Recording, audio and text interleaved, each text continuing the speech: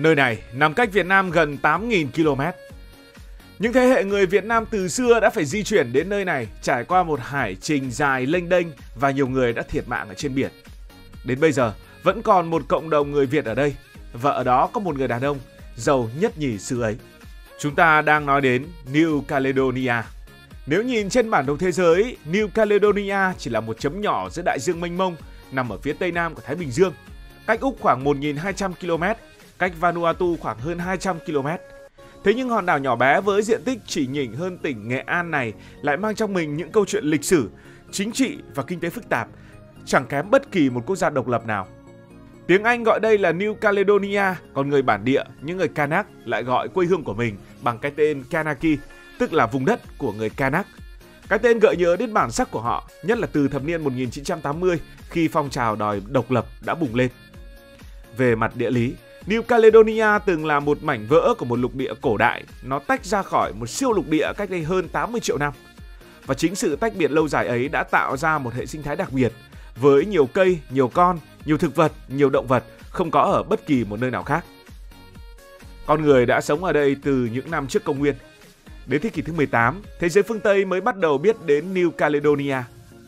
Năm 1774, trong chuyến hải trình thứ hai, thuyền trưởng huyền thoại James Cook người Anh nhìn thấy bờ biển phía đông bắc của hòn đảo này và đặt tên là New Caledonia vì cảnh ở đây giống với vùng đất Caledonia tại Scotland, và ông đặt tên nó là Caledonia mới. Sau đó các thủy thủ không chỉ Anh mà Pháp còn tiếp tục ghé qua, đặc biệt quan tâm đến gỗ đàn hương, loại gỗ quý có giá trị thương mại lớn. Nhưng khi mà gỗ không còn nhiều, một ngành nghề tàn nhẫn khác lại xuất hiện, buôn bán và cưỡng bức những người lao động. Hàng nghìn người đã bị lừa gạt, bắt cóc để đưa đi làm việc trong những đồn điền ở đây, tại những mỏ khai khoáng ở đây, với việc họ bị bóc lột hết sức thậm tệ. Bước ngoặt thực sự xảy ra vào giữa thế kỷ 19, khi một đô đốc người Pháp dưới lệnh của Hoàng đế Napoleon đệ Tam chính thức tuyên bố sáp nhập New Caledonia vào Pháp. Sau đó họ xác lập thủ phủ của mình ở trên hòn đảo. Nhận thấy hòn đảo này rất xa xôi, nó trở thành một nhà tù tự nhiên bền vững. Từ nửa sau của thế kỷ 19, hòn đảo này đã tiếp nhận khoảng 22.000 tù nhân, trong đó có cả những chính trị gia nổi tiếng từ công xã Paris. Người Pháp coi nơi đây là nơi đầy ải ngoài đại dương, vừa để khai thác sức lao động, vừa để biến hòn đảo trở thành bàn đạp chiến lược ở Nam Thái Bình Dương. Nhưng cũng chính từ thời kỳ đó, một phát hiện đã thay đổi vận mệnh của hòn đảo, đó là Niken. Khoáng sản này đã được tìm thấy vào cuối thế kỷ 19. Ngành công nghiệp khai thác Niken quy mô lớn bắt đầu bùng nổ ở hòn đảo. Để phục vụ cho mỏ, người Pháp bắt đầu nhập khẩu lao động không chỉ từ các đảo lân cận mà còn từ Nhật Bản, Đông Ấn Hà Lan và đặc biệt từ Đông Dương thuộc Pháp, trong đó chủ yếu là Việt Nam. Hàng chục nghìn người Việt, gọi là người chân đăng, đã bị đưa sang làm việc trong điều kiện khổ cực. Nhiều người đã vĩnh viễn ở lại và trở thành cộng đồng người Việt tại đây cho đến nay. Chính từ cộng đồng ấy, sau này mới xuất hiện những nhân vật nổi tiếng. Thế nhưng, sự phát triển về mặt kinh tế không đồng nghĩa với công bằng trên hòn đảo. Người bản địa của hòn đảo, những người lẽ ra phải là chủ nhân của hòn đảo này, người Kanak, bị gạt ra ngoài lề nền kinh tế thuộc địa. Thậm chí bị ép vào những khu vực sống riêng giống như người da đỏ ở nước Mỹ. Họ mất đất, mất quyền và nhiều lần nổi dậy chống lại người Pháp. Những cuộc khởi nghĩa lớn đã nổi ra vào cuối thế kỷ 19 đầu thế kỷ 20 khiến hàng nghìn người thiệt mạng, nhưng đều bị đàn áp đẫm máu. Hậu quả là dân số của người bản địa từ khoảng 6 vạn người cuối thế kỷ 19 chỉ còn lại khoảng chưa đầy một nửa vào đầu thế kỷ 20, một con số báo động cho sự tồn vong của họ. Sau này, dân số mới bắt đầu tăng trở lại. Ngày nay thì New Caledonia có dân số khoảng hơn 270.000 người, chia thành nhiều cộng đồng. Khoảng hơn 40% là người bản địa, còn lại người châu Âu, những người ở Thái Bình Dương và những nhóm nhỏ đến từ Bắc Phi và Đông Nam Á, trong đó có người Việt. Đây đều là những nhóm đến từ các thuộc địa của Pháp ngày xưa. Về mặt chính trị thì New Caledonia là một thực thể đặc biệt của nước Cộng hòa Pháp. Hòn đảo này được trao quyền tự trị lớn hơn kể từ cuối những năm 1990. Có quốc hội riêng, có chính phủ riêng, nhưng vẫn gắn chặt với Paris trong Liên minh châu Âu như một vùng lãnh thổ hải ngoại. Vấn đề độc lập vẫn luôn là một câu hỏi nhức nhối. Những cuộc trưng cầu dân Ý gần đây đã nổ ra đều cho thấy kết quả đa số chọn ở lại với Pháp. Nhưng khoảng cách bầu không quá xa, phản ánh một xã hội chia rẽ sâu sắc. Và bởi vì những người bản địa chỉ chiếm hơn 40% nên họ khó có thể thắng trong các cuộc bầu cử. Nhìn lại, nó là mảnh ghép đặc biệt trong lịch sử thuộc địa của Pháp. Nó từng là nhà tù ngoài khơi rồi trở thành mỏ Niken của thế giới. vừa là nơi đau thương với những lao động khổ sai, vừa là miền đất hứa với những cộng đồng di dân như người Việt, trong đó có những lời hứa gió bay. Vậy người Việt đã đến đây như thế nào? Nếu lịch sử New Caledonia là một bức tranh nhiều mảng sáng tối, thì cộng đồng người Việt ở đây chính là một trong những gam màu đậm nhất. Họ đến đảo không phải trong tư thế của những người dân tự nguyện, mà phần lớn là lao động hợp đồng cưỡng bức do chính quyền thực dân Pháp tuyển mộ từ Đông Dương. Bắt đầu từ cuối thế kỷ thứ 19, hàng chục nghìn người Việt, phần lớn xuất thân nghèo khó từ khu vực Bắc Kỳ và Trung Kỳ, bị đưa sang để làm việc trong các mỏ niken, trong các đồn điền cà phê và trong những công trình của người Pháp. Người ta gọi họ bằng cái tên chân đăng. Chân đăng ở đây được hiểu là xin một chân đi đăng ký lao động ở đây. Theo thời gian, từ này trở thành một danh từ riêng gắn liền với ký ức về sự khổ sai và mất mát.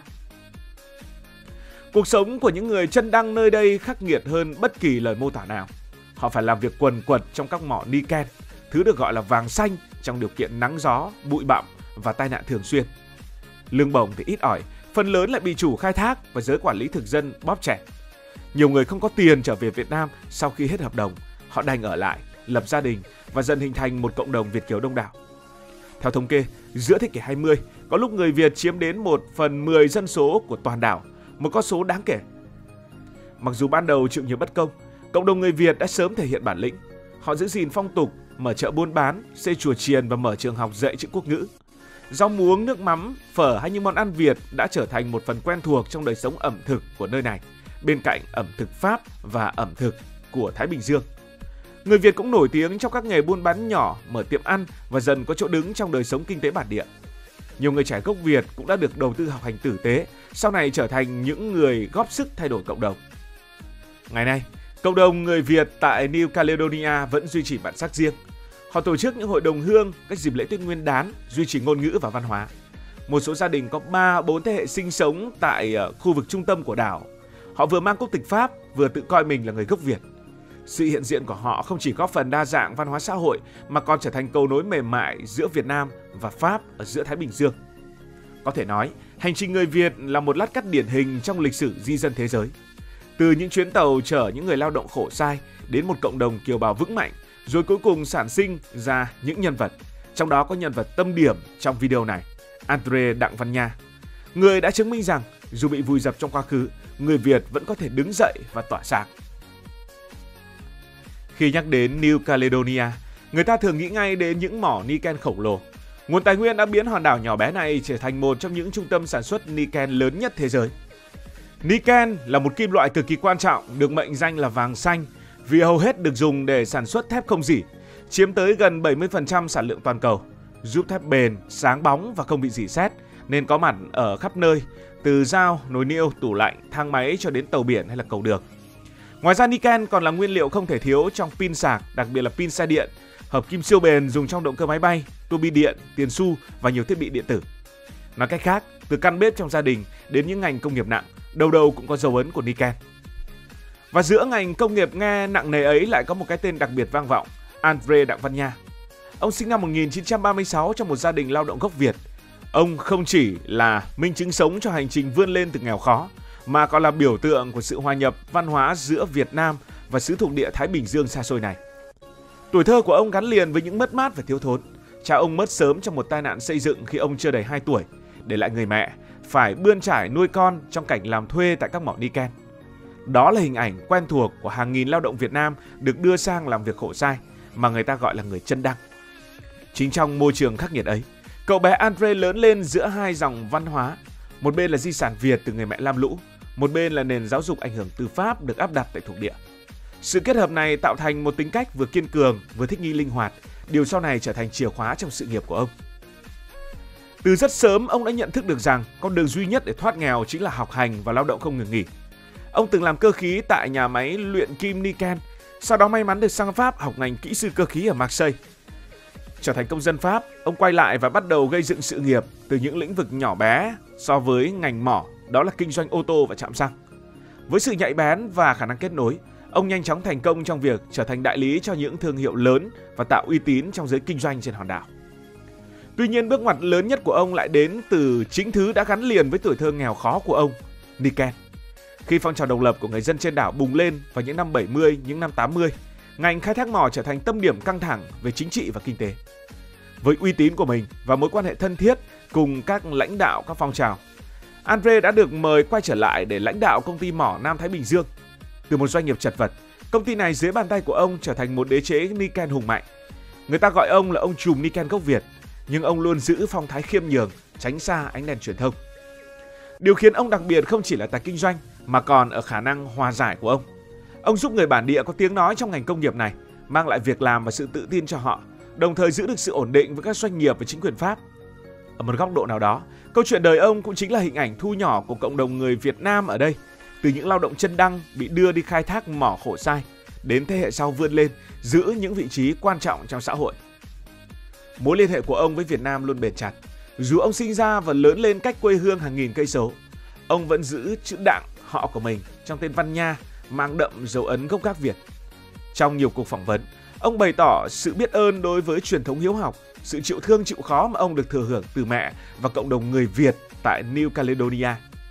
Với người Việt xa xứ, hình ảnh một cậu bé mồ côi cha, từng phụ mẹ bán rau, nay trở thành lãnh đạo đế chế niken là niềm tự hào lớn lao, minh chứng rằng ngay ở cả những nơi tưởng như lao động khổ sai, người Việt vẫn có thể vươn lên để lại dấu ấn trên bản đồ thế giới.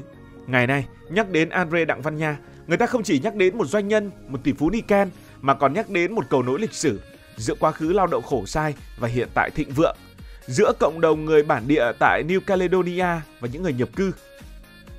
Câu chuyện của ông không chỉ là câu chuyện của một cá nhân mà còn là một phần lịch sử chung của cộng đồng Việt kiều ở khắp nơi trên thế giới. Dù có đi xa đến đâu, họ vẫn mang theo nghị lực của Việt Nam và khát vọng của Việt Nam vươn lên từ gian khó. Cảm ơn vì đã quan tâm theo dõi câu chuyện này. Nếu cảm thấy thú vị, bạn có thể nhấn nút đăng ký kênh, bật chuông thông báo và chia sẻ. Còn bây giờ thì xin được nói lời chào tạm biệt. Cảm ơn các bạn đã dành sự đồng hành cùng Hải Thanh Story đi qua những vùng đất, khám phá những điều mới.